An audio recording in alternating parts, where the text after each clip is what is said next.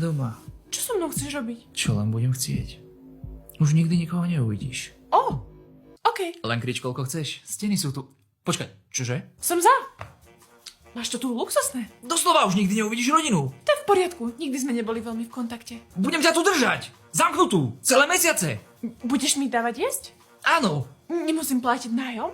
Nie. Takže technicky som zabezpečený. Som psychopat. Ale bohatý psychopat. Stále lepšie ako môj ex, čo býval s rodičmi. Čo to s tebou je? Nebudeš mať kontrolu nad tvojim životom. Komplete všetko tu budeš mať zakázané. Takže klasický vzťah.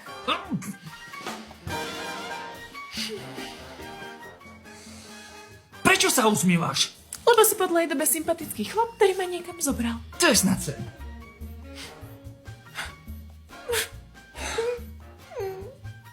Ale čo? Konečne ti začína dochádzať, čo sa deje? Nie, konečne po rokoch necítim žiadny stres. Žiadna hypotéka, žiadne finančné problémy, žiaden nátlak.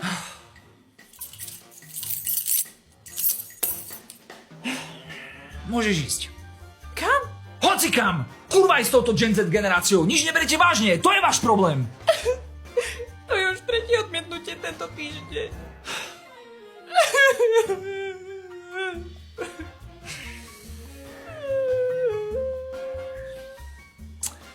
Fajn, môžeš tu ostať. Vážne? Ale ráno nech si preč! Super, môžem zdať sprchu?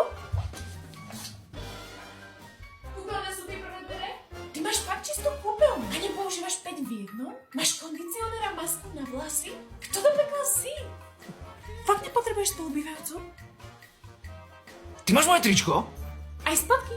Idem zdať sprchu. Neboj sa, nezavolám tam na teba policajta. No, ty potrebuješ terapeuta, nie policajtov. Sexy a ešte aj vtipný. Dnes mám šťastný deň. A ty máš aspoň na Wi-Fi?